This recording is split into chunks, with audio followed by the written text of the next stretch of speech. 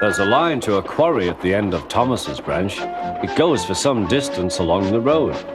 Thomas was always very careful to whistle here in case anyone was coming.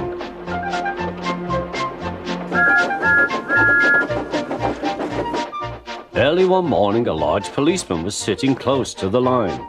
Thomas liked policemen. He had been a great friend of the constable who had just retired. Peep, peep, he whistled, "Good morning." Thomas expected that the new constable would be friendly too, but was sorry to see that he didn't look friendly at all. He was red in the face and very cross. "Disgraceful," he spluttered. "I didn't sleep a wink last night. It was so quiet, and now engines come whistling suddenly behind me." "I'm sorry, sir," said Thomas. "I only said good morning."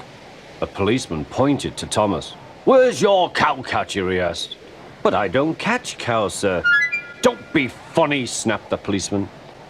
He looked at Thomas's wheels. No side plates either, and he wrote in his notebook, "Engines going on public roads must have their wheels covered and a cowcatcher in front to protect people and animals from being dragged under the wheels if they stray onto the line.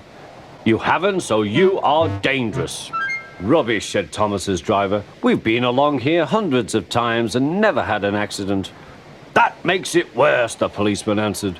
He wrote "regular lawbreaker" in his book. Thomas puffed sadly away.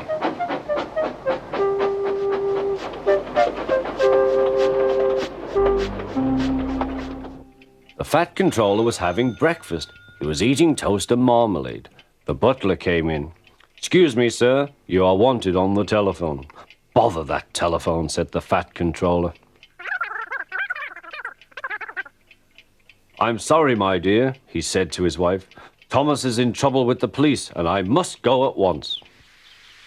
At the station, Thomas's driver told the fat controller what had happened. Dangerous to the public, indeed. We'll see about that. The fat controller spoke to the policeman. But however much he argued with him, it was no good. "The law is the law," he said, "and we can't change it." The fat controller felt exhausted. "I'm sorry, driver," he said. "It's no use arguing with policemen. We will have to make those cowcatcher things for Thomas, I suppose." "Everyone will laugh, sir," said Thomas. "They'll say I look like a tram." The fat controller stirred. Then he laughed. "Well done, Thomas. Why didn't I think of it before? We want a tram engine. When I was on my holiday, I met a nice little engine called Toby. He takes trucks from the farms, but the lorries are taking over most of his work and he needs a change. He has cowcatchers and side plates. I'll write to his controller at once."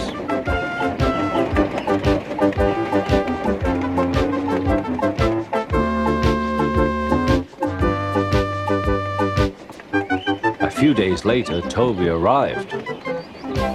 "That's a good engine," said the fat controller. "I see you've brought your coach, Henrietta." "You don't mind, do you, sir?" asked Toby. "The station master wanted to use her as a hen house, and that would never do." "No, indeed," said the fat controller. "We couldn't allow that."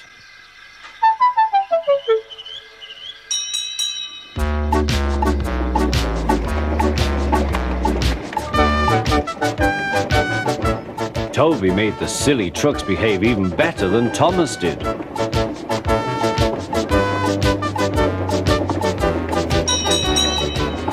Oi, you!